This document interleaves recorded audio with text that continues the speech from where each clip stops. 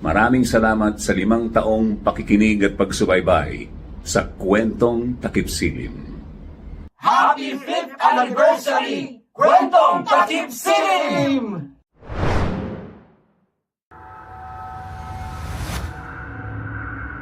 Ilang beses na kitang sinabihan na wag mong babalikan ang bagay na yan. Pero Nay, ito ang magliligtas sa mag-ina ko. Marami pang paraan. Alam mo na ngang dyan namatay ang tatay mo noon. Malakas ang pamilya nila. Ang kailangan nating gawin ay magpakalayo't umiwas na lamang. Hindi, dito lang tayo. Ako ang lalaban sa pamilya ng mga aswang na yan. Hindi ito matatapos kung lalayo tayo palagi. Sabi na ngang tumigil ka dyan, di ba? Ang tigas ng ulo mo, Joseph. Delikadong ginagawa mong yan. Alam ko ang ginagawa ko. Hindi ako tutungangalan para sa kaligtasan ng mag-ina ko. Para sa kaligtasan natin. Joseph, anak. Ano to? Bakit? Paano mo nalaman? Inay, alam kong may kakambal akong engkanto. Si Lolo Terio ang nagsabi sa akin. Humingi ako ng tulong sa kanya para matalo ko yung aswang na yun.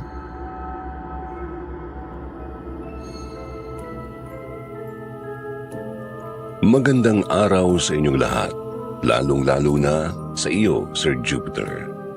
Tawagin niyo na lamang ako sa pangalang Olivia, hindi ko tunay na pangalan. Mahilig akong makinig sa channel ninyo at ngayon ay karanasan ko naman ang naisip kong ibahagi sa lahat. Nangyari ito taong 2006 sa baryo ng aking asawa na si Joseph. Nagkakilala kami sa isang mall kung saan kami nagtatrabaho. Isa akong sales lady habang siya naman ay isang janitor. Mabilis kaming nagkapalagayan ng loob kaya sinagot ko siya kaagad. 1 taon ay nagpakasal kami kaagad at sumama ako sa baryo nila upang makatakas sa aking pamilya. Mabait at maalaga ang asawa kong si Joseph. Wala akong problema sa naging pagsasama namin. Masaya ang pagsasama naming mag-asawa. Nagtutulungan din kasi kami sa mga gawain at iba pang trabaho. Ngunit unti-unti kong matutuklasan ang kababalaghan sa kanilang baryo, pati na rin ang tungkol sa kakambal na engkanto ng aking asawa.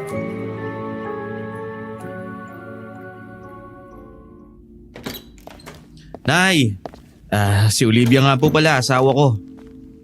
Magandang araw po sa inyo. Asawa? Bakit? Buntis na ba siya?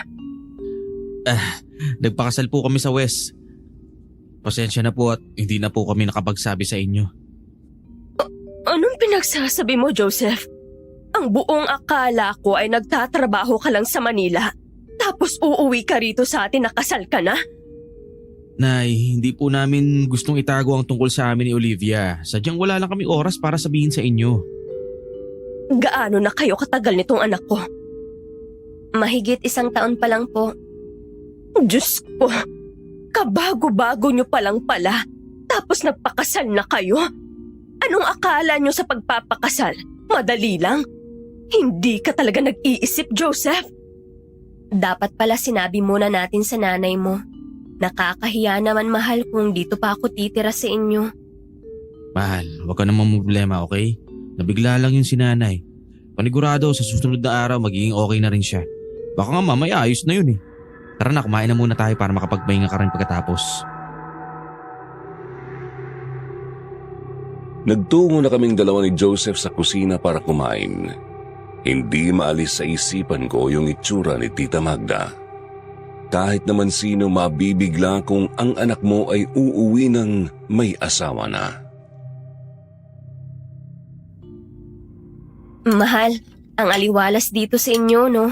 Hindi katulad sa Manila na sobrang mapolusyon. Maliwalas talaga dito, mahal.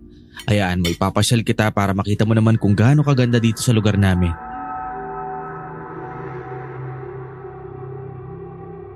Pagkatapos kumain ay nagpahinga muna kami ni Joseph sa kwarto niya.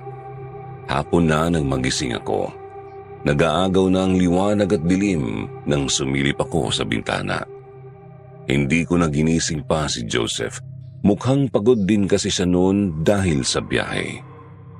Lumabas muna ako ng saglit sa kwarto para uminom ng tubig nang makasalubong ko ang nanay ng aking asawa. Magandang hapon po. Magandang hapon din sa'yo. Hindi pa po ako formal na nakakapagpakilala sa inyo. Ako nga ho pala si Olivia. Gusto ko lang po na humingi ng pasensya dahil sa naging desisyon namin. Naging padalos-dalos po kami ni Joseph. Wala naman akong magagawa pa.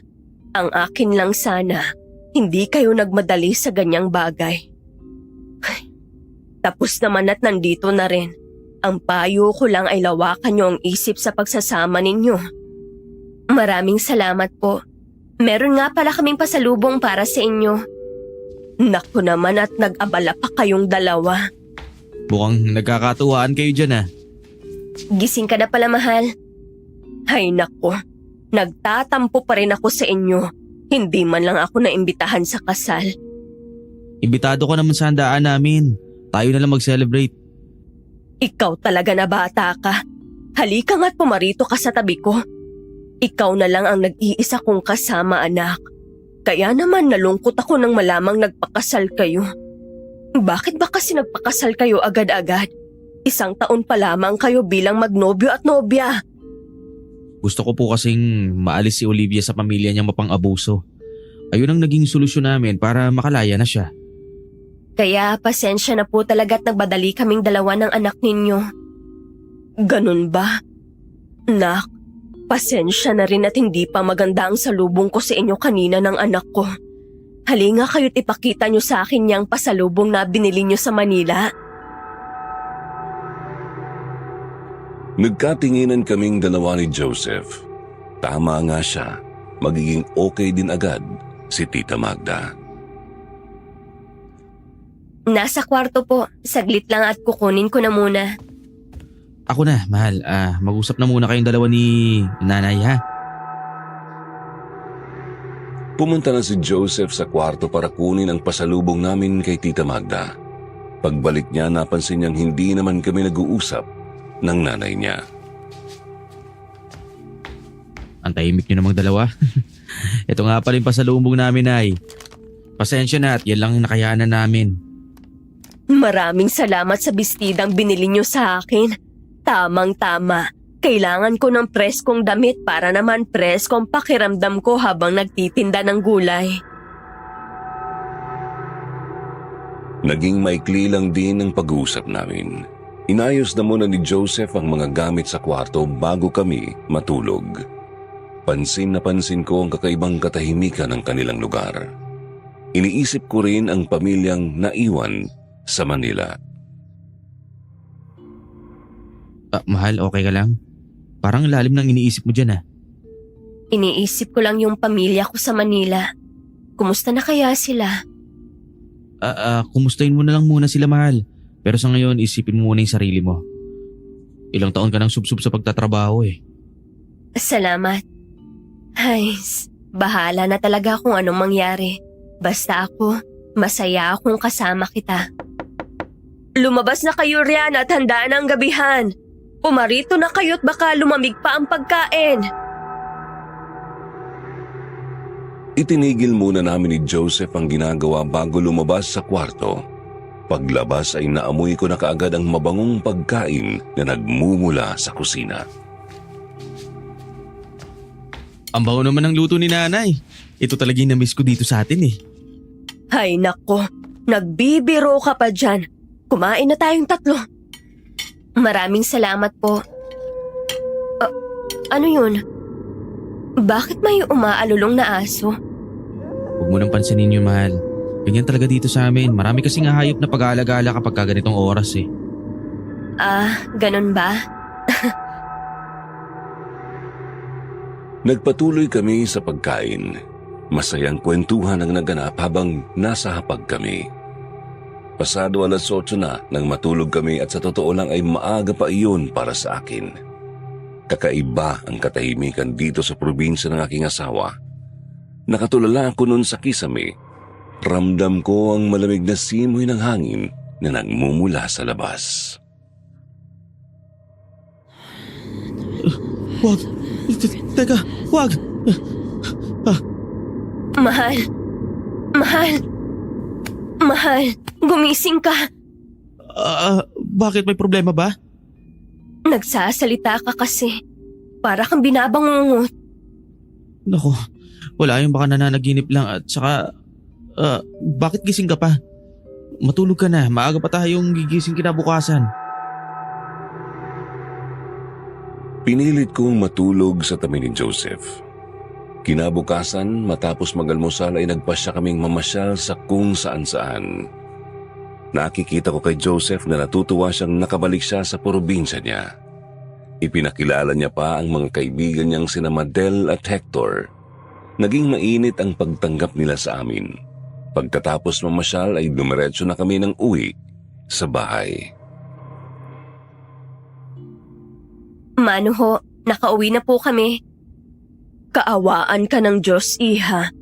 Mukhang namasyal kayo ng anak ko, ah. Nagustuhan mo ba ang lugar namin? Sobra ho at saka nakilala ko na rin ang iba niyong kapitbahay. May bagong kachismisa ng misis ko ah. Hoy, hindi no? Ikaw talaga? Kayo talaga. Tumungo na tayo sa kusina at bumili ako ng merienda. Baka nagugutom na rin kayo. Saktong-sakto, Nay. Kumakalam na ho ang sikmura ko kanina pa. Naging magaan ang buhay ko sa probinsya ng aking asawa. Madali ko ring nakapalagayan ng loob ang mga kapitbahay namin. Maganda rin ang pagsasama namin ni Joseph at hindi ako nagsisi na sumama ako sa kanya. Kahit minsan ay sumasagi sa isip ko ang iniwan kong pamilya. Mahal, pasok na ako sa trabaho ha. Nag-iwan na rin pala ako ng pera para may pambili ka ng pagkain mo ha. Ingat ka, mahal ha. Hahatiran na lang kita ng tanghalian mo. Sige na mahal, baka mahuli pa ako ha. Umalis na si Joseph at ako lang ang naiwan noon sa bahay. Pumapasok ang asawa ko sa malapit na convenience store sa amin habang si Nanay Magda naman ay nagtitinda ng gulay sa palengke. Maya-maya pa, dumating siya. Oh, nakaalis na ba si Joseph? Magandang umaga, Nay. Opo, kaaalis niya lang. Mabuti naman kung ganun. Magpapahinga muna ako ng sandali ha. Gisingin mo ko maya-maya para makabalik ako sa palengke. Sige ho. Pumasok na si Nanay Magda sa loob ng kanyang kwarto habang ako naman ay ginawa ang mga gawaing bahay. Naglinis ako ng buong bahay at naglaban na rin ng ilang labahan namin ni Joseph. Nagtungo ako sa bakuran para magsampay na ng mga nilabhan. Olivia. Olivia. Ha? Sino yan? Olivia. Olivia. Diyos ko po. Oh, bakit parang takot na takot ka dyan? Ano bang nangyari? May tumatawag po kasi sa pangalan ko kanina sa bakuran. Tapos wala naman hong ibang tao, Nay. Wala lang yun. Huwag mo nang pansinin. Sige na at babalik na ako sa palengke. Sabay na tayo, Nay. Hahatiran ko din kasi si Joseph ng pagkain sa trabaho niya. Naghanda muna ako ng pagkaing dadalhin para sa aking asawa. Pasado 11:00 na nang lumabas kami ni Nanay Magda sa amin. Habang naglalakad papunta sa terminal ng tricycle ay nakita namin ang kumpulan ng mga tao. Halos magimbal ako sa nalamang isang patay raw ang natagpuan at para itong sinakmal ng isang mabangis na hayop. Diyos ko po, nakakatakot naman. Oo nga, Nay. Anong klaseng hayop naman ho ang gagawa nun? Hindi ko rin alam, anak. Huwag na tayo makiosyoso. Ang mabuti pa, halikan at baka mahuli pa tayo. Masyadong maraming tao rito at nakakatakot. Hindi ko maiwasang kabahan dahil sa natagpo ang patay sa lugar namin. Pagkarating sa convenience store ay saktong break time na ng asawa ko. Mahal, nandiyan ka na pala. Oh, bakit ganyan yung itsura mo? May natagpuan kasing patay doon sa atin. Parang sinakmal daw ng mabangis na hayop. Ano? Teka, ayos ka lang ba, mahal? Oo naman, mahal. Nagulat lang ako sa nalaman ko kanina. Heto nga pala yung tanghalian mo. Kumain ka na't baka matapos na ang break time nyo. Oh, salamat, mahal. Tara, sumabay ka na kaya sa akin. Tumango ako sa kanya pero masyadong tuliro ang isip ko at kung saan-saan napupunta. Hindi talaga maalis sa isip ko ang nabalitaan namin. Mahal, kain na. Niisip mo ba yung kanina? Oo, nakakaawa kasi yung sinapit ng biktima. Kaya ikaw, huwag kang lalabas sa gabi ha. Masusunod aking kamahalan. Ay nako, mga kalokohan mo talaga. Bilisan mo na't may gagawin pa ako sa bahay. Mabilis din akong umuwi ng bahay matapos naming sabay na kumain ng asawa ko. Pero habang pauwi, parang may sariling buhay na ang balitang nakarating sa amin sa utak ko. Hindi ko alam kung bakit hindi ko yun makalimutan at masyado akong kinakabahan. Lalo na para sa kaligtasan namin. Oh, para ka namang pinagbagsakan ng langit at lupa dyan. Ano bang nangyari? Hindi lang mawala sa isip ko yung nangyari kanina. Nakakatakot naman yung ginawa sa biktima. Maraming ganyang pangyayari dito sa lugar natin. Kaya ikaw mag-iingat ka. Huwag na huwag basta magtiwala sa mga taong nakakasalamuha mo. Opo, Nay. Maya-maya ay dumating na rin ang asawa ko mula sa kanyang trabaho. Agad ko siyang inasikaso. Mahal, nandyan ka na pala. Magpahinga ka na muna. Kumain na rin tayo. Nauna na si nanay at nagpapahinga na sa loob. Salamat. Nawawala talaga ang pagod ko kapag nakikita kita eh. Hay nako, kasal na tayo, bolero ka pa rin. Kumain na nga tayo para makapagpahinga na. Kumusta ka naman sa trabaho mo? Ayos lang, mahal. Maraming customer kanina kaya yun, ginabi din ako ng uwi. Ikaw ba? Ako, inaalala mo pa rin ba yung kanina? Hindi naman na. Hayaan mo na. Basta palagi na lang tayong mag-iingat. Kasi hindi natin alam kung anong pwedeng mangyari sa atin. Matapos kumain at makapagpababa ng kinain, dumiretso na kami sa kwarto para sana magpahinga. Ang kaso, hindi ako mapakali sa sobrang tahimik. Pakiramdam ko may nakatingin sa amin at nanunood nung mga oras na yon. Mahal, bakit hindi ka pa natutulog? Hindi ko alam. Parang may nakatingin kasi sa atin sa sobrang tahimik. Nasanay ka lang sa Maynila na sobrang ingay. Dito kasi puro insekto maririnig mo kasi sobrang tahimik eh. Saka yung mga nasa bubong, mga pusa lang yan na pag-alagala. Ligtas naman dito sa atin, huwag kang mag-alala. Sa bagay. At saka ang aliwalas nga naman dito sa inyo. Siguro nga iniisip ko lang yun kaya natatakot din ako. Kaya matulog na tayo, mahal. Para naman may energy ka bukas kapag nakipagchismisan ka ulit sa mga kapitbahay. Ewan ko sa'yo.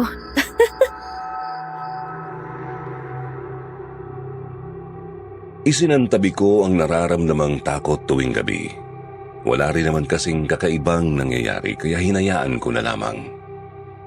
Sa sumunod na araw ay sinama na ako ni nanay sa palengke upang tulungan siya sa pagtitinda. Mabuti na rin yun para naman matulungan ko ang aking asawa. Isang araw may daladalang balita si Nanay Magda, dahilan para muling mabuhay ang takot ko. Diyos ko! Pinatay daw ang alagang hayop ng kapitbahay natin! Nakakatakot na talaga! Sana mahuli na yung hayop na yan at mukhang ginagambala na naman yung lugar natin. Kawawa naman. Grabe. Pati mga hayop hindi na pinalagpas. Sinabi mo pa. Nako, tara na nga't baka mahuli pa tayo sa palengke. Ikaw, Joseph, mag-iingat ka rin sa pagpasok mo sa trabaho. Opo, Nay. Mag-iingat din po kayo ha. Sabay-sabay kaming umalis sa bahay. Pagdating sa palengke ay hindi mawala sa isip ko ang nangyari. Hindi ko alam kung ano pa bang kababalaghan ng mangyayari sa amin. Ilang hayop na rin kasi ang napatay at ang malala pa, wala itong laman loob o di kaya'y hati ang katawan. Minsan halos wala nang matira. Natutulala ako sa mga nangyayari at nahihirapan akong mag-focus. Olivia? Olivia? Ano ka ba naman, bata ka? May bumibili oh. Pasensya na ho. Ano ho pala sa inyo? Hindi sumagot sa akin ang isang matandang babae, sa halip ay nakatitig lamang siya sa akin. Matalim ito at nakakatakot. Maya-maya ay nagsalita na siya at mas lalo akong natakot. Parang may pinapahiwatig siya na hindi ko maintindihan. May mawawala raw na malapit sa akin at mapupuno ng dugo. Ayaw niya akong alisan ng tingin at talagang nanlilisik ang mga mata niya. Nay, hindi ba siya aalis? Natatakot na ho kasi ako. Hoy, ikaw na matanda ka. Umalis ka na nga rito kung hindi ka naman bibili. Hindi siya nagsalita, sa halip ay malakas siyang humalakhak, dahilan para lalo akong matakot. Sa gitna ng pangangamba ay dumating ang isang tao na tutulong sa amin, isang matandang lalaki na matikas pa rin ang pangangatawan. Anong nangyayari dito? Tay, paalisin niyo nga ho yan at nakakaistorbo siya sa pagtitinda namin. Tingnan ninyo, tinatakot pang manugang ko. Sige, ako nang bahala sa kanya. Maraming salamat po. Ay nako, mga tao talaga kung ano-anong pinagsasabi. Huwag mo na lang isipin yun ha. Baka nababaliw lang siya. Bilisan mo na dyan para makauwi tayo agad. Nang matapos kami ay agad na rin kaming umuwi ni Nanay Magda. Ayos ka lang ba? Para kang balisa dyan. Hindi niyo po ba naririnig na parang may sumisit-sit sa atin? Wala naman akong naririnig na kung ano. Baka naman masyado mo lang iniisip yung matanda kanina. Sabi ko naman sa'yo, huwag mong pansinin yun. Ligtas dito sa lugar natin, lalong-lalo na sa bahay. Pero Nay, hindi ba kayo nababahala sa nangyayari dito sa lugar natin? Maraming hayop ang nawawala, tapos may patay pang natagpuan nung nakaraan. Wala lang yun, Iha. Huwag mo nang masyadong isipin. Ang mahalaga, ligtas tayo sa tirahan natin. Parang problemado ka naman dyan. Hindi lang mawala sa isip ko yung sinabi ng matanda kanina sa palengke. Ang sabi niya, may mawawala daw at magiging madugo. Ano? Sino yung matandang yan? Teka, sinaktan ka ba niya? Hindi naman niya ako sinaktan, mahal. Wala naman siyang ginawa sa amin. May mga sinabi lang siya na nakakatakot talaga. Mahal, huwag kang matakot. Poprotektahan kita, hindi tayo masasaktan ng kahit sino. Hindi ko lang maiwasang mag-alala sa mga nangyayari sa paligid. Pero may tiwala naman ako sa iyo. Ilang buwan na magmula nang lumipat ako sa probinsya ng aking asawa. May mga pangyayari na nakakakilabot, pero unti-unti na rin akong nasasanay. Ganoon nga siguro ang buhay sa probinsya. Masaya ang naging pagsasama namin ni Joseph hanggang sa dumating ang biyaya na matagal na naming hinihintay. Hala, totoo ba to? Mahal, halika rito. Oh, bakit, mahal? Oo. Bakit ka umiiyak? May masakit ba sa'yo? Mahal, tingnan mo. Magkakaanak na tayo. Ano? Sandali, di ko maproseso. Tama ba yung naririnig ko? Buntis ka? Oo, mahal. Magkakaanak na tayong dalawa. Magkakaroon na tayo ng baby. Mga kapitbahay! Buntis ang asawa ko! Magkakaanak na kaming dalawa! Ano ka ba naman? Nakakahiya. Gusto ko ipaalam sa lahat na magkakaanak na tayo at sobrang saya ko. Anong kaguluhan to? At bakit ka sumisigaw, Joseph? Nay, buntis yun si Olivia. Magkakaanak na po kami. Ganun ba? Nakakatuwa naman at magkakaapo na pala ako. Kumusta ang pakiramdam mo, Olivia? Ayos lang naman po ako, Nay. Dumito ka na lamang sa bahay para makapagpahinga ka ng maayos. Mahirap na't nagdadalang tao ka na. Oo nga, mahal. Ako na lang magtatrabaho para sa atin. Nay, mahal. Kaya ko pa naman po. Saka hindi naman mabigat ang trabaho sa palengke. Hayaan niyo na ako, please. Ang boring din kasi dito sa atin. Mas gusto kong makatulong sa inyo. Ay, basta Olivia. Huwag kang magbubuhat ng mabibigat. O di kaya'y kikilos ng kikilos. Kumain ka rin na masusustansyang pagkain palagi, ha? Opo. Aalagaan ko mabuti ang aking sarili lalo na't may dinadala na po ako. Saglit lang ha. Bibili muna ako ng pansit sa labas para makapag-celebrate tayo.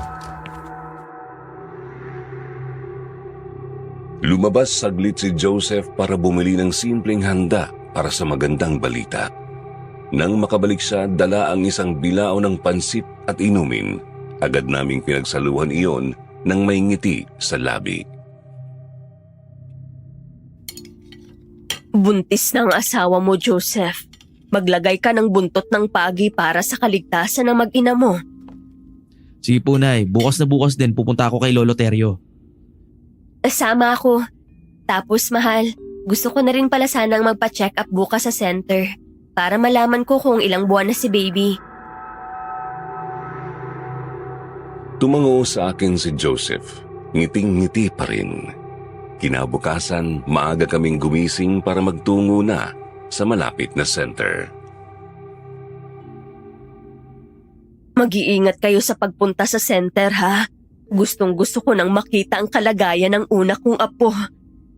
Sa inyo po namin unang ibabalita ang tungkol kay baby, Nay. Tara, mahal. Baka humaba pa ang pila sa center eh. Saglit lang yung oras na binigay sa akin ng katrabaho ko. Nay, alis na ho kami. Sige mga anak, mag-iingat kayo. Excited na ako malaman yung lagay ng anak natin. Ako, nakakatuwa, mahal. Nabiyayaan na rin tayong dalawa. Ako rin, mahal. Sobrang saya ko na magkakaanak na tayo. Naglalakad na kami nang masalubong namin ang isang bata na anak ng aming kapitbahay. Nakatitig siya sa aking asawa at halos maputulan ako ng hininga nang sabihin niyang may nakasunod dito. Sa mga sandaling ito ay ramdam ko ang mabilis na pintig ng aking puso. Ako, mahal, huwag mo masyadong isipin yung mga sinasabi ng batang yon. At saka, alam mo naman ang mga bata ngayon masyadong mapagbiro saka kung ano-ano na rin yung napapanood sa TV. Sana nga.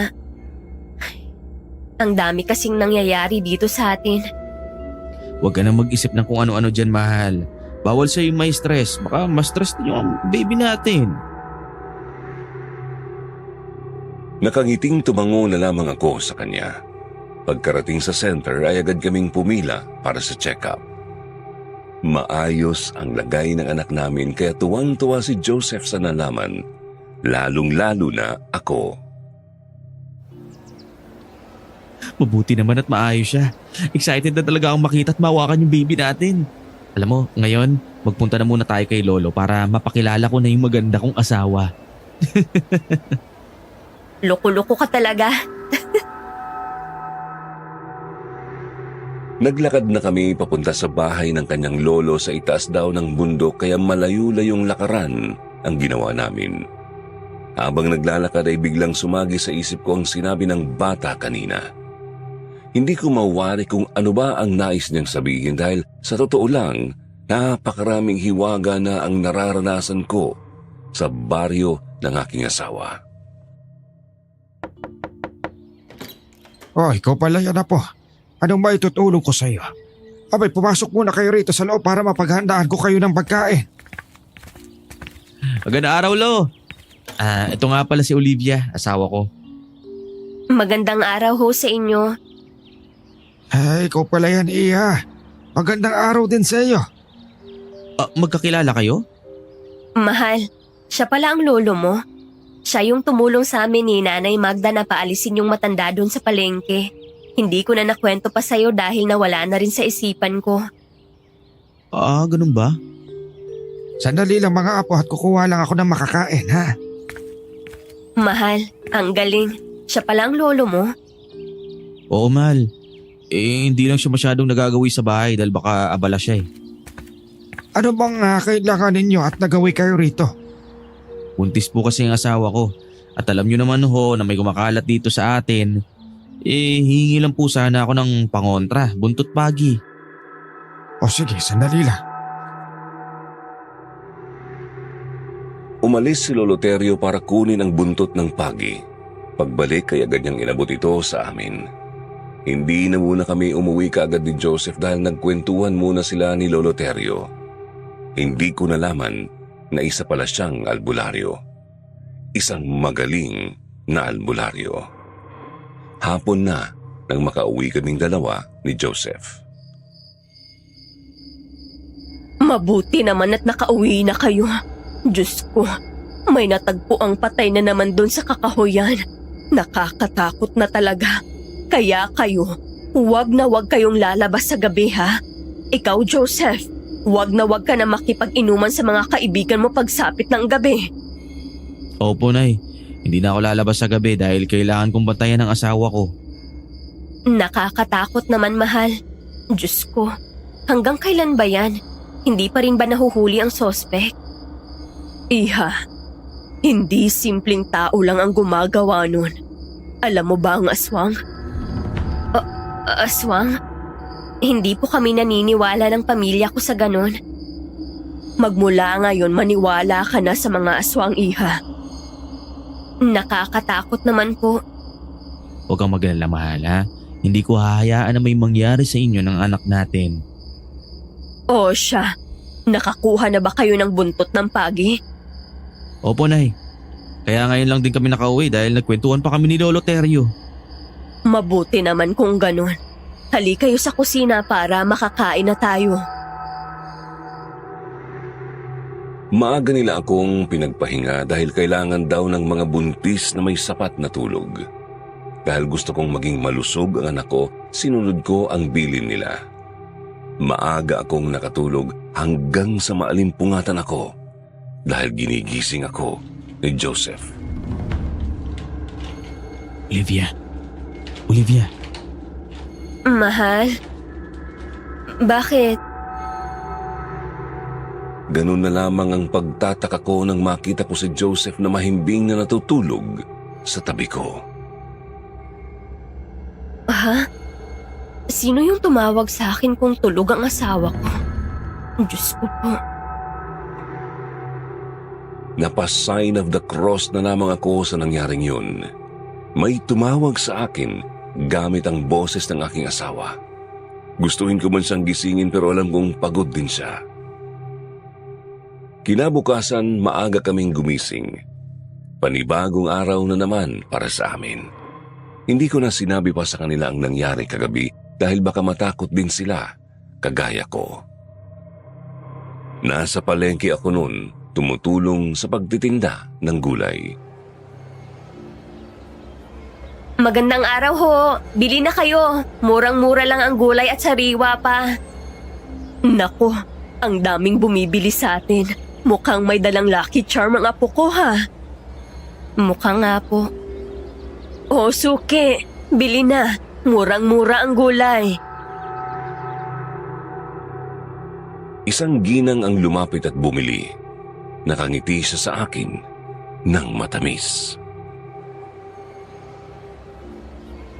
Napakaganda mo, Iha. Pabili nga ako ng 1 taloy ng sitaw at 10 pisong kalabasa. Ako nga pala si Nelia. Olivia ho, ikinagagal ako na makilala kayo. Salamat. Ay, napaka-blooming mo. Siguro buntis ka, no? Paano niyo ho nalaman? Ganyan na ganyan din ang anak ko nung nagbubuntis sa apo ko. Kaya nahalata ko agad na buntis ka. Ganun ho ba? Oo, iha. Nagtitinda rin ako dyan sa tapat ng mga kakanin at prutas.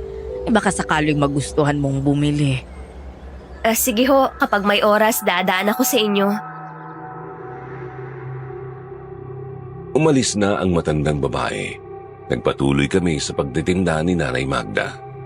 Bandang tanghali na kami natapos at umugong na naman ang balita na may hayop na nawala sa amin. Mas lalo akong binabalot ng kaba dahil sa mga nangyayari sa aming baryo. Napakaraming misteryong bumabalot na tila hindi ko maipaliwanag. Mahal, kaya tayo sa labas. Bagong sahod ko, saka bilhin na rin tayo ng mga vitamins sa kagatas mo. Tara, isama natin si nanay. Nako, hindi na mga anak. Kayo na lamang at ako'y pagod na rin. Pasulubungan niyo lang ako at saka para mag-enjoy din kayong mag-asawa. Dahil puro na lang din kayo trabaho. Umalis kami ni Joseph para kumain sa labas. Sa isang fast food chain kami pumunta dahil yun talaga ang hinahanap ko. Parang may amoy malansa. Ha? Wala naman ah. Kumain na lang tayo. O sige, maupo ka na. Ako na lang ang order para sa ating dalawa, ha? Nang umalis si Joseph, nakita ko na naman si Aling Nelia, kaya kumaway ako sa kanya. O Aling Nelia, ano pong ginagawa niyo rito? Ikaw pala yan. Bibili lang ako ng ng burger para sa apo ko kaya napadaan ako eh. Ikaw ba sinong kasama mo? Kasama ko ang asawa ko. Nandun siya sa counter para mag-order. Sige, iha. Ay, naku, ang ganda-ganda mo talagang bata. Panigurado malusog yung dala mo. Salamat po at mag-iingat kayo sa pag-uwi. Tumango siya sa akin at ngumiti bago umalis. Nakabalik na rin si Joseph. Sino yung nakausap mo, mahal? Si Aling Nelia lang yun, mahal. Tindera din dun sa palengke. Ganun ba? Tara, kain na tayo. Panigurado magugustuhan ni baby tong in-order ko. Kumain na kami ni Joseph. Masaya kaming nagkwentuhan habang kumakain at nang matapos ay dumiretso naman kami sa isang butika para bumili ng mga vitamins na nireseta sa akin. Sinulit talaga naming dalawa ni Joseph ang pamamasyal kaya hindi namin namalayan ang oras. At gabi na nang magdesisyon kaming umuwi. Inayos muna namin ni Joseph ang mga napamili bago matulog. 8:00 na ng gabi pero dilat na dilat pa rin ako. Iniisip ko ang pamilya sa Manila at kung kumusta na kaya sila. Shit. Mahal, gumising ka. Bakit gising ka pa? Anong meron? May kumakaluskos kasi sa bubong. Natatakot ako. Saglit lang. Kukuha lang ako ng asin para isaboy sa bubong at ilagay sa bintana, ha? Iniwan ako ni Joseph at takot na takot pa rin ako sa mga naririnig ko. Maya-maya bumalik na siya at mukhang inaantok pa rin. Nasabuhayin ko na ng asin, mahal. Tara na, matulog na tayo. Tumango ako sa sinabi ng aking asawa. Hindi ko na narinig pa ang kaluskos sa bubong, kaya nakatulog na rin ako ng mahimbing.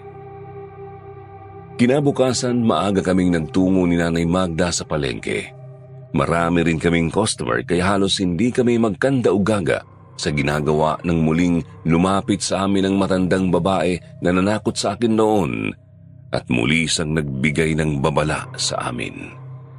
Sa inis ni Nanay Magda ay walang habas niyang pinaalis ang matandang babae at naiwan akong mag-isa sa pwesto namin.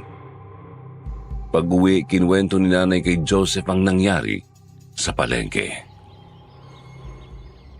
Alam mo ba kanina, Nakakatakot yung matandang babae sa palengke. Diyos ko, kung ano-ano ba naman ang pinagsasabi dito kay Olivia. Oh, anong sinasabi niya? Sinabihan niya na mag-ingat ito dahil may mawawala raw.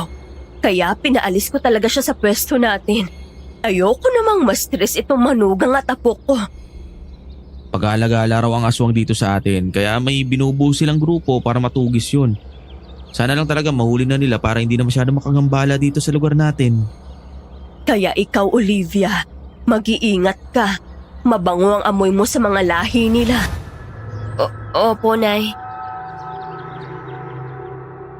Lumabas ako ng saglit para bumili sa kapitbahay namin at doon muli kong nakita ang bata na yun. Muli niyang binanggit sa akin yung tungkol sa nakasunod sa asawa ko. Sinubukan ko siyang tanungin, pero ang sinasagot niya lang ay kapareho lamang ng kanyang sinasabi. Isang babae na maliwanag.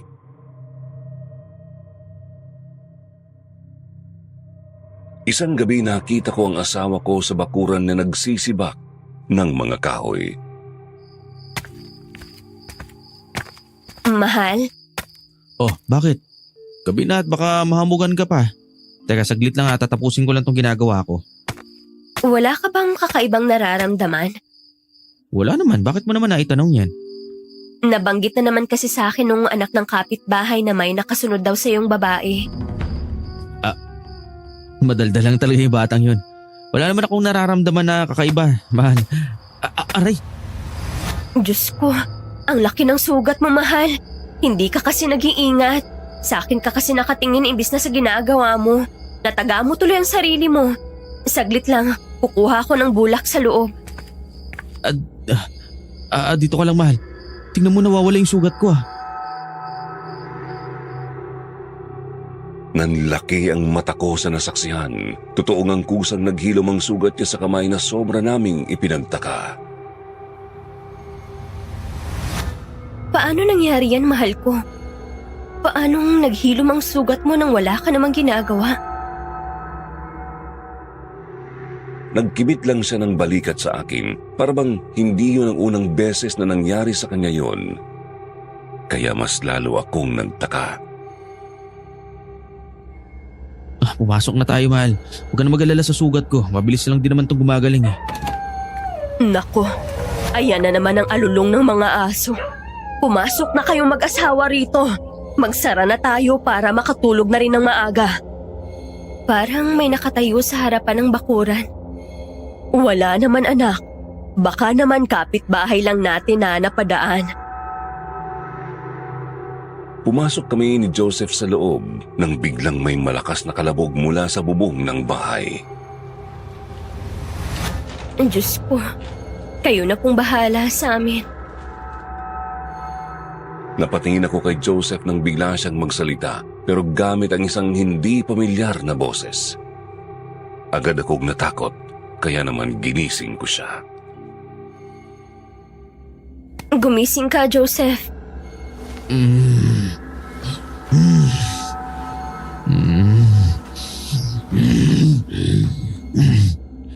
Mahal, gumising ka. Ano bang nangyayari sa iyo? Anong nangyayari? Bakit ka umiiyak? Nagsasalita ka kasi habang tulog. Tapos iba pa ang boses mo. Natatakot na talaga ako. Nananaginip ka ba? Baka naman may masama ka nang nararamdaman ha? Magsabi ka sa akin. Hindi ko alam na nagsasalita ako habang tulog, mahal. Palagi mo ba ako naririnig? Hindi naman palagi pero madalas oo. Tapos parang nag-iiba yung boses mo. Ganun ba? Sige, sa susunod magpapatingin na ako kay Lolo Teryo. Baka sakaling mabigyan niya ako ng kasagutan. Halika na, matulog na tayo. Baka mapano pa kayo ng anak natin. At saka, sabi ko naman sa'yo, di ba? Di ba po, protektahan ko kayong dalawa. Kaya huwag ka na mag-alala. Hindi ko kayo pababayaan. Salamat, mahal. May tiwala ako sa iyo. Kinabukasan kumalat na naman ang balitang may natagpuang patay na aso. Putol ang ulo nito. Habang tumatagal, mas lalong nagiging nakakakilabot sa aming baryo. hindi pa rin kasi nila mahanap-hanap kung sino ba ang nasa likod ng mga pangyayaring yon. Tulala ako sa palengke nang lapitan ako ni Aling Nelia. Oh, kumusta ka pala? Mas lalo kang nagiging maganda habang lumalaki ang tiyan mo. Salamat po. Mukhang napadaan na naman kayo dito sa tindahan namin. Ubus na bang paninda nyo? Oo, Iha. Ito nga pala, nagtira talaga ako ng prutas para sa'yo. Hala, maraming salamat po, Aling Nelia. Nag-abala pa po kayo. Walang anuman. Gusto kong maging malusog kayo ng dinadala mo. Lalo pa't lumalaki ng tiyan mo. Salamat po talaga. Sige na, at aalis na ako. Kailangan ko na rin umakauwi. Ingat po kayo. Tuwang-tuwa ako sa prutas na binigay ni Nanay Nelia sa akin, kaya naman takam na takam ako habang kinakain ito nang biglang makaramdam ako ng matinding pananakit ng tiyan. Aray ko po. Diyos ko, anak Olivia. Anong nangyayari sa'yo? Nay, sobrang sakit po ng tiyan ko. Halika't maupo ka rito. Kukuha ako ng langis. Matinding pananakit ng tiyan ng naramdaman ko. Humihilab ito. Takot na takot ako sa mga sandaling yun. Lumuluha ang mga mata ko dahil sa aking nararamdaman. Maya-maya ay dumating na si Nanay Magda at may pinahid siyang langis sa akin. Kusang nawala ang sakit ng aking tiyan. Saan galing yung kinain mo? Kay Aling Nelia po. Hindi ka dapat tumatanggap ng kahit na ano sa kahit na sino. Mabuti na lamang ay nandito ako. Baka mamaya mapano kayo ng apo ko. Anong nangyayari dito? Itong asawa mo, sumakit ang tiyan dahil sa kinaing prutas. Sandali, ayos ka lang ba, mahal? May masakit pa ba sa'yo? Ayos na ako. Salamat po, Nay. Huwag na huwag kang tatanggap ng kahit ano, ha? Sa kaibang kutob ko sa Nelia na yan. Parang may kakaiba sa kanya. Basta, sundin mo lang ang bilin ko sa iyong huwag basta magtiwala. Lalo na't may aswang na gumagala sa atin at hanggang ngayon ay hindi pa rin siya mahanap-hanap. Sinunod ko ang payo ni Nanay Magda sa akin. Hindi ako tumanggap ng kahit na ano mula kay Nanay Nelia. Pero pansin ko na lagi siyang lumalapit sa akin o di kaya'y nasa iisang lugar kami. Unti-unti nang lumalaki ang tiyan ko at doon din nagsimula ang sunod-sunod na kababalagan. Magsaboy ka ng asin sa bintana, Joseph. Ikaw naman, Olivia. Huwag kang umalis sa pwesto mo. Hawakan mo to. Umalis ka na sa amin! Huwag ka na maggugulo! Takot na ako sa mga sandaling yun. Nakahawak pa ako sa aking tiyan. Tuluyang umalis ang sinasabing aswang. Akala ko ay ganun lang. Pero gabi-gabi na akong binibisita nito kaya palaging may kalmot sa dingding namin. Malakas ang puwersa ng aswang ayon kay Loloterio. Kaya hirap ang grupo ng mga kalalakihan dito na tugisin ito.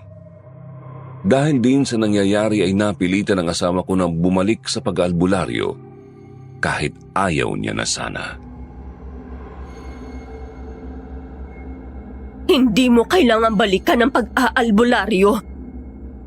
Nay, ito ho ang paraan sa kaligtasan natin. Kailangan kong balikan ang dati kong buhay. Maraming paraan para matalo sila. Hindi mo kailangang bumalik sa ganyang buhay. At saka tinutugis na rin naman ang grupo nila Hector ang aswang na yon. Nay, malakas ang aswang sabi ni Lolo Terio. Kung kinakailangan kong bumalik sa pagiging albularyo para sa kaligtasan ng mag-ina ko, gagawin ko. Para lang hindi niya magalaw si Olivia. Ay nako, sinasabi ko talaga delikado yung ginagawa mo. Hindi mo na sana binalikan pa ang bagay na yan. Dahil ayan ang dahilan kung bakit nawala ang ama mo. Nay, huwag kang maglala. Hindi ako matutulad kay tatay. Kailangan ko lang gawin to para sa kaligtasan natin. Mahal, sigurado ka ba na ayos lang talaga? Baka naman mas maganda talaga na hayaan na lang natin sila na tugisin ng aswang. Hindi ako tutunga nga lang para sa kaligtasan natin. Pinilit pang pigilan ni Nanay Magda ang asawa ko pero hindi talaga siya nagpapigil. Muli na namang sumalakay ang aswang sa bahay namin. Rinig na rinig ko ang pagtalon nito sa bubong at pagkalmot sa dingding. Kinabukasan, isang patay na kalabaw na naman ang natagpuan. Hati ang katawan nito at wala na ring laman loob. Bumisita sa amin si Lolo Terio at pinadalhan ako ng prutas. Takam na takam ako habang kumakain ng manggang dala niya. Buong araw na ako lang ang mag-isa sa bahay. Hindi ako sumama sa palengke dahil sumama ang pakiramdam ko. Bandang hapon nang maisipan ko na namang pumunta sa malapit na bakery para bumili ng tinapay. Dahil yun naman ang hinahanap ng panlasa ko, lalo na at mabilis akong magutom. Iha, kumusta ka na? Hindi ka yata nagtinda sa palengke Ay, kayo po pala.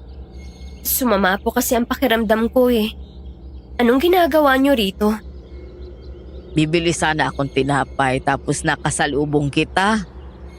Oo nga ho, madalas ko na kayong makasalubong. Natutuwa nga ako. Lagi kitang nakikita. Hindi na ako sumagot. Sa katahimikan ko'y umalis na rin siya. Naglakad na ako pauwi sa amin at sobrang tahimik ng paligid ng makasalubong ko ang isang aso na grabe ang tingin sa akin. Olivia. Olivia. Sino yan? Lumabas ka! Huwag kang nananakot! Oh, mahal, bakit? May naririnig ka ba o nararamdamang kakaiba? Wala naman. Ano pang ginagawa mo rito sa labas? Dumidilim na oh. Tara na sa bahay, nandun na rin si nanay. Oh, andyan na pala kayo. Bakit mukhang balisa ka na naman, Olivia? May tumatawag kasi sa pangalan ko kanina habang naglalakad ako pa uwi dito. Tapos paglingon ko, wala namang tao. Nako, baka mga bata lang yan na nantitrip. Saan ka ba galing? Bumili lang po ako ng tinapay. Ano ka ba namang bata ka? Sinabi na nga namin sa'yo na wag kang lalabas kapag bandang hapon dahil maraming masasamang elemento ang pakalat-kalat ngayon. Nagutom ho kasi ako sa tinapay.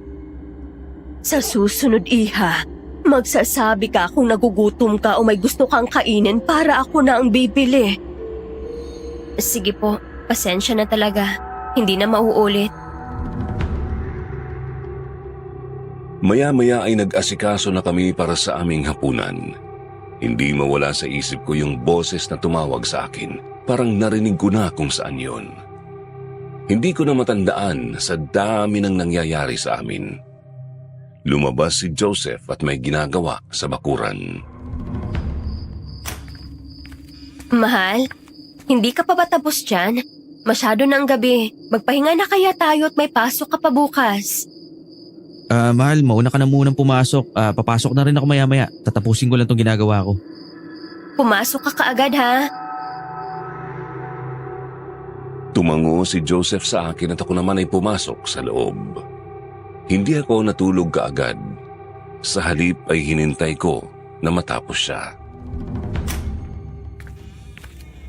Oh, hindi ka pa pala natutulog. Hindi rin kasi ako makatulog kaagad kaya hinintay na lang kita. Huwag ka na mag-alala, mahal. Tatalunin ko yung aswang na yon at kailangan lang na malaman kung sino siya. Malapit na namin malaman ni Lolo kung sino yung hayop na gumagambala dito sa lugar natin eh. O, isasara ko lang yung mga bintana, matutulog na tayo pagkatapos nito. Sinara na muna ni Joseph ang bintana at nagsaboy na rin siya ng asin bago siya bumalik sa kwarto. Paano ba malalaman na aswang ang isang tao? Kapag malansa ang isang tao o kaya wala siyang anino. Yan ang sinabi sa akin ni Lolo kaya mahal, dapat maging mapanuri ka sa paligid mo. Sana talaga mahuli na yung hayop na yun. Masyado na siyang nakakatakot. Mahuli din yun. At akong tatalo sa kanya. Yumakap na lamang ako sa aking asawa nang may takot at pangamba sa aking puso sa gabing malamig. Muling sumalakay ang aswang sa amin kaya nagkagulo sa lugar namin. Lumabas ang grupo nila Hector para tugisin ito, ngunit masyado itong malakas kaya nakawala na naman. Malakas talaga ang hayop na yan.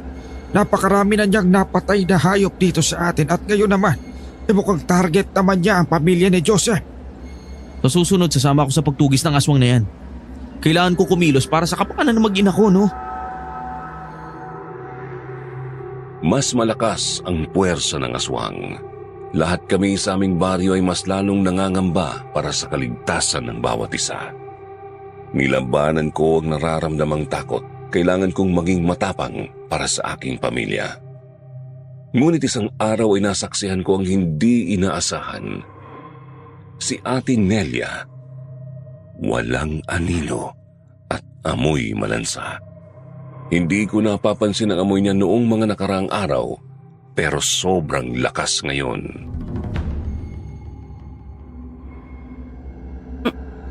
Nay? Oh, bakit? Anong nangyari sa'yo? Takot ka na naman ata dyan. Si Aling Nelia po. O, anong meron? Sinaktan ka ba na matandang yon? Hindi ho. Pero may nalaman ako. Sinabi kasi ni Joseph sa akin kung paano malalaman kung aswang ang isang tao. Ang sabi niya, kapag malansa daw o kapag walang aninong isang tao, aswang daw yun. Tapos kanina, nagkasalubong kami ni Ate Nelia. Wala siyang anino at sobrang lansa niya. Diyos ko po, sabi na iba ang kutob ko sa matandang yun. Kaya pala madalas kanyang lapitan o di kaya sundan. Malamang sa malamang, naaamoy niya yung pinagbubuntis mo. Kaya nga ho, natatakot po ako, Nay. Naalala ko pa na nagbigay siya ng prutas sa'yo. Ang demonyong yun, balak pang saktan ng apo at manugang ko. Mabuti pa't dumito ka na lang muna sa bahay. Sa gitna ng pag-uusap namin, biglang dumating si Lolo Teryo. Tay, napadaan ho yata kayo. Kilala niyo ba kung sino ang aswang na kumakalat dito sa atin? May hinala na ho kasi kami. Bakit nyo natanong? May nahuling aswang kagabi. At ayon sa mga nakakita, isang matandang babae ito. Nakita bang itsura niya? Masyado siyang malakas, Apo. Kaya nakatakas na naman siya. Kaya panigurado ay gumagala na naman yon. May sasabihin din pala ako, Lo. Ano yun? Kilala nyo si Ate Nelia, di po ba? Oo. Madalas ko siyang nakikita sa palengke. Mukhang isa siyang aswang. Sinabi kasi ni Joseph sa akin kung paano malalaman yun. Siya marahil ang sinasabing aswang. Malakas nga ang puwersa nila dahil kaya niyang magpanggap. Mabuti na lang at nalaman mo yan. Iba ang hinala ko sa matandang yun. Ang bigat kasi ng dala niya. Maya-maya ay dumating na rin ang aking asawa mula sa kanyang trabaho. Pagkatapos kumain, lumabas siya nang hindi nagpapaalam sa akin kaya hinanap ko siya kaagad. Mahal? Nasa na ba yun? Hindi pa rin pala siya tumitigil sa ginagawa niya. Lumabas ako ng kwarto para hanapin ang asawa ko. Ganun na lamang ang gulat ko nang makita siyang nakatayo sa harapan ng isang matandang puno. Agad akong lumabas para malapitan siya pero nabigla ako nang makita siyang nakapikit at nagsasalita. Joseph, gumising ka! Gumising ka! Anong ginagawa mo dyan? Joseph, ano ba? Sabi ko na nga gumising ka. Diyos ko, anong nangyayari rito? Nay, si Joseph nagsasalita siya. Pero iba ang boses niya. Tumabi ka muna, Iha. Lumapit si Nanay Magda sa aking asawa at may binulong ito.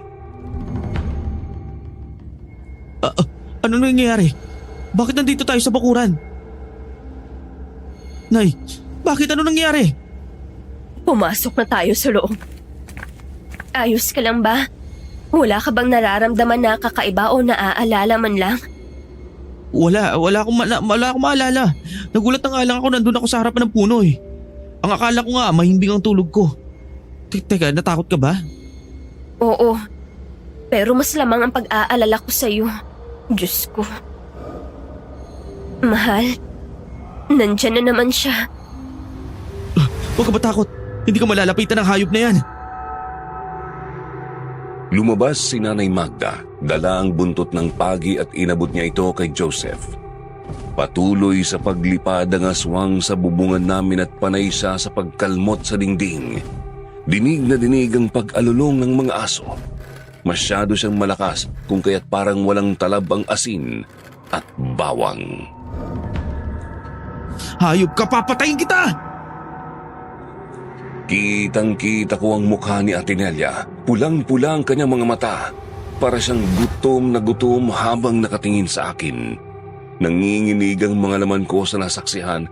Masyado siyang malakas kaya nakawala na naman siya. Kumalat dito sa baryo ang tungkol sa kanya. Hirap na hirap ang grupo na mahuli siya dahil masyado siyang malakas. Napakaraming hayop ang natatagpo ang patay at higit sa lahat ay hindi siya tumigil na manggulo sa akin. Nagtungo na rin kami sa bahay ni Lolo Teryo upang malaman pa ang mga dapat na gawin at ang tungkol sa kalagayan ng aking asawa. Si Nelia, ang asawa ng aswang na tinalo ng ama mo noon. Marahil ay gusto niya magiganti kaya madalas siyang nasa bahay ninyo. Gusto niya siguro masaktan ng asawa at anak mo kagaya na ginawa ng kanyang asawa sa pamilya mo. Ano? Anong ibig niyo sabihin, Lolo? Isang albularyo din ang ama mo noon at siya ang mortal na kaaway ng pamilya ng mga aswa. Nagkasagupaan sila noong bagong panganak pa lang si Magda sa inyong magkapatid. Kapatid? May kapatid ako? Wala bang nabanggit ang nanay mo sa'yo? Mayroon kang kakambal apo at babae siya. Josephine ang kanyang pangalan. Walang nabanggit sa akin si nanay. Teka, nasa na yung kapatid ko? Kinuha na siya ng kalikasan. Isa na siyang engkanto apo at Lirael ang kanyang bagong pangalan. Ibig sabihin, iyon ang dahilan kung bakit nagsasalita ka ng tulog at iba ang boses mo. Anong sinabi mo? Ilang beses kong nakita at narinig na nagsasalita si Joseph na gamit ang boses ng babae. At saka madalas sabihin ng anak nila Madel na si Joy na may nakasunod daw kay Joseph na babae at maliwanag daw. Mukhang si Lirael nga yun, apo. Isa na siyang alagad ng kalikasan at maaaring makakatulong siya sa atin upang talunin ang mga masasamang aswang. Pwede ko ba siyang makausap, Lo? Kumuha si Lolo Teryo ng kandila habang binibigkas ang kanyang dasal. Biglang lumakas ang ihip ng hangin kaya napahawak ako sa braso ng aking asawa. Ramdam namin ang kakaibang enerhiya sa paligid. Sa ngalan ng liwanag at kalikasan, ipakita mo ang iyong sarili, Lirael. Maya-maya unti-unting lumiwanag ang kapaligiran. Isang napakagandang babae ang lumitaw sa aming harapan. Kulay pilak ang kanyang buhok. Ang kanyang balat ay nagliliwanag at ang kanyang mata kapareho ng kay Joseph. Ikaw ba ang kakambal ko? Ako nga. Matagal na kitang sinusundan. Totoo palang sinabi ni Joy na may sumusunod sa akin. Matagal ko na kayong pinagmamasdan ng asawa mo. Nakabantay lang ako sa inyo sa paligid. Kaya pala kapag nasusugatan ako o nasa panganib ako, pakiramdam ko may pumoprotekta sa akin. Kailangan ninyong magsanib puwersa upang matalo ang kasamaan. Pero sa mundo namin may kapalit. Hindi pwedeng libre ang lahat kagaya rito sa lupa. Hindi ako makapaniwala na nasa harapan namin si Lirael, ang engkantong kakambal ng aking asawa. Ngayon ay naniniwala na ako sa mga sinasabi ni Joy sa amin. Umalis kami sa bahay ni Lolo Teryo at kitang-kita ko ang pagkabalisa sa mata ng aking asawa.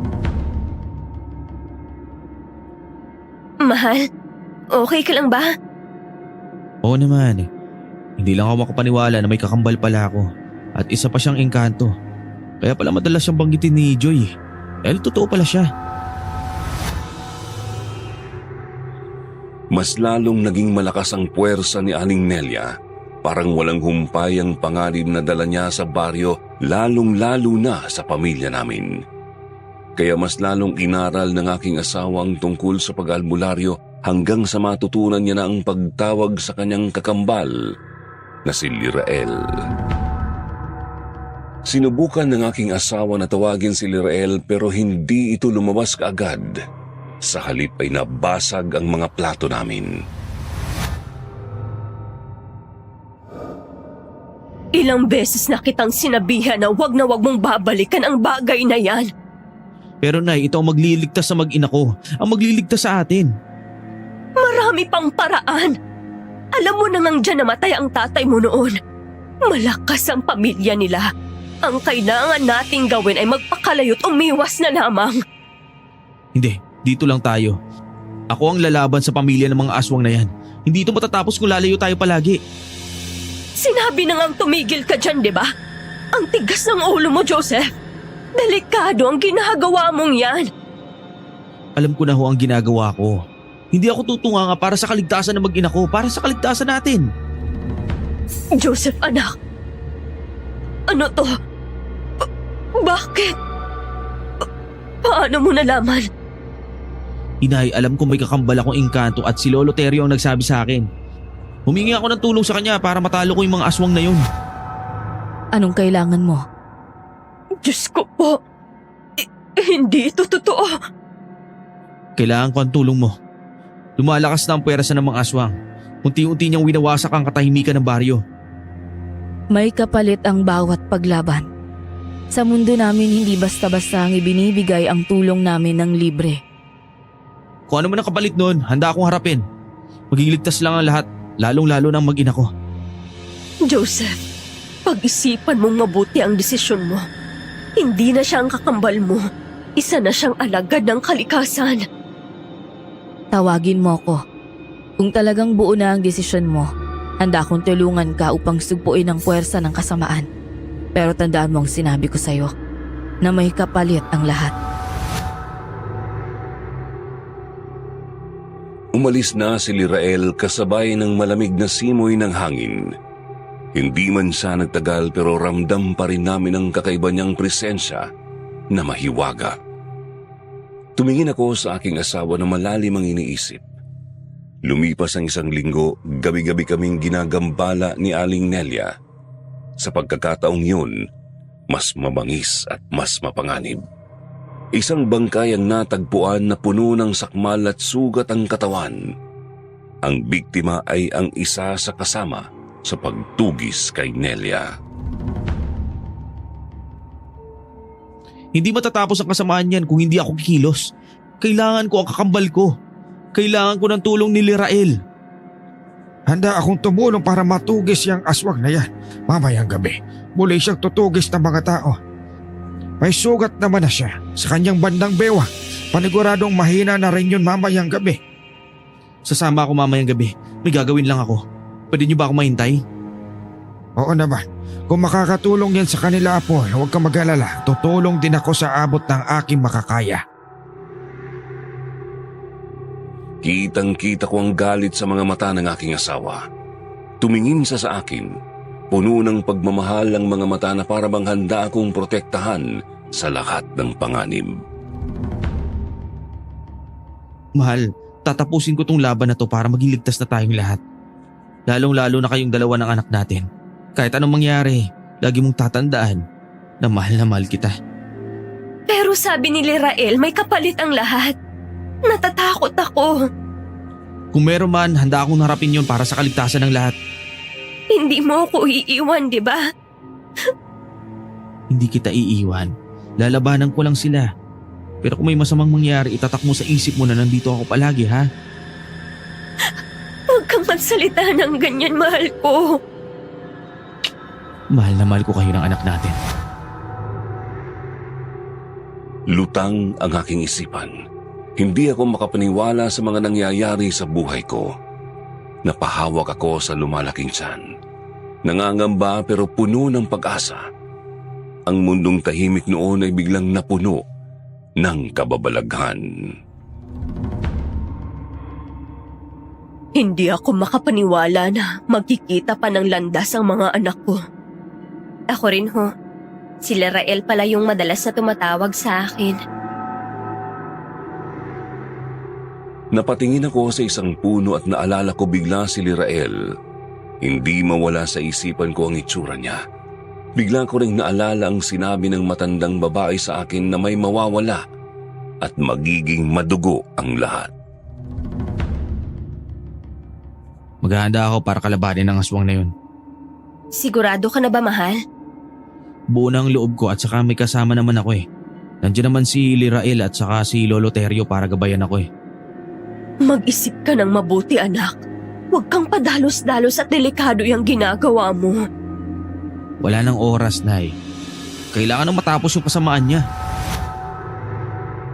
Kinagabihan, pumunta si Lolo Terio sa bahay dala ang isang kwintas at libro. Nagsimula sila sa isang ritual upang tawagin si Lirael. Lirael, tagapangalaga ng kalikasan, lumabas ka na at magpakita. Anong kailangan nyo? Kailangan ko ng tulong mo. Si Nelia masyado na siyang malakas ngayon, may napatay na siyang grupo nila Hector. At hindi niya titigilan ng pamilya ko lalong-lalo na ang mag-ina ko. Handa akong tumulong pero ikaw, handa ka ba sa kapalit nito? Handa ako sa kung anumang kapalit niyan. Anak, huwag kang tumuloy. Magpakalayo-layo na lamang tayo. Nay, hindi matatapos kung hindi natin sila tatapusin. Kailangan ko kumilos. Kung patuloy tayong lalayo, mas lalo lang sila magiging mapanganib. Kailangan nating magsanib puwersa para matalo ang kasamaan. Kailangan nasa loob ako ng katawan mo. Sige, kung yan ang kinakailangan gawin. Hindi na nagpapigil ang asawa ko sa kanyang nanay.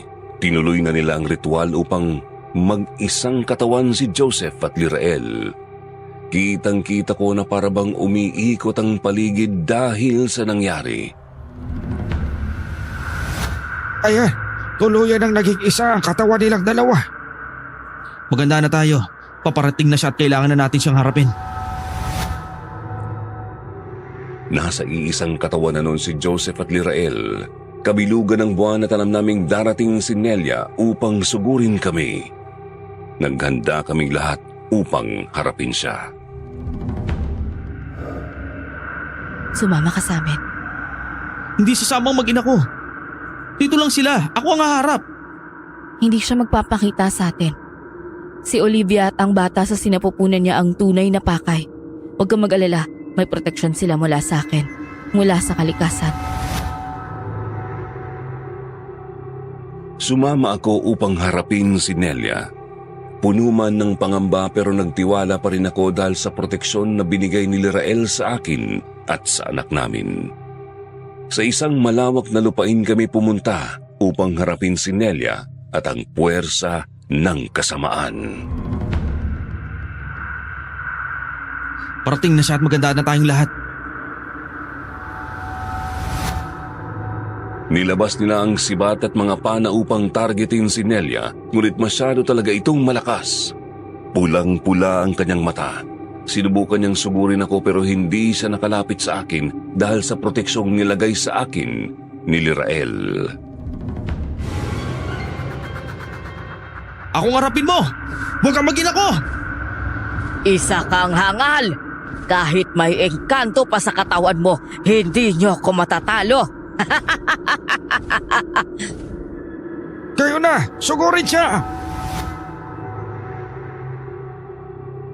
Walang naging epekto ang mga armas na dala nila laban kay Nelia.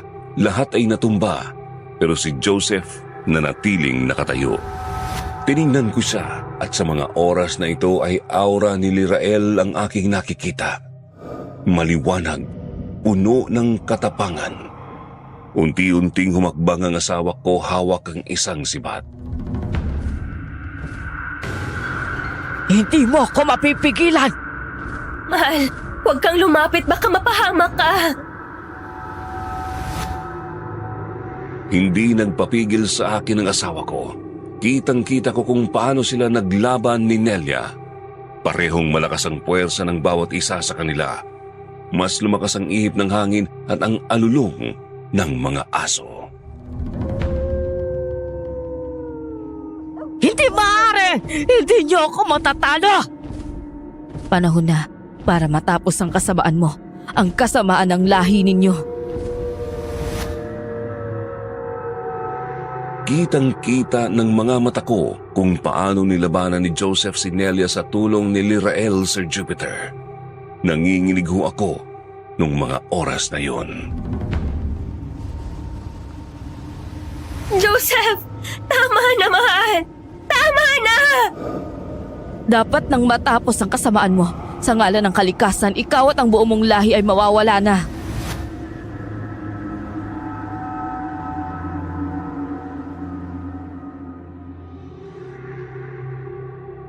Nagpatuloy sila sa paglalaban hanggang sa unti-unting bumagsak si Nelia sa sahig at naging abo.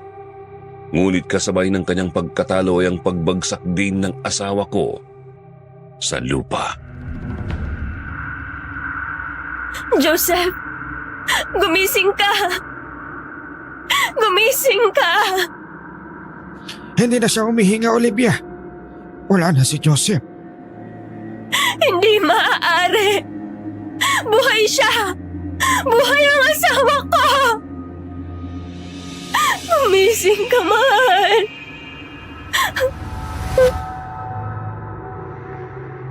Pinilit kong hanapin ang kanyang hininga.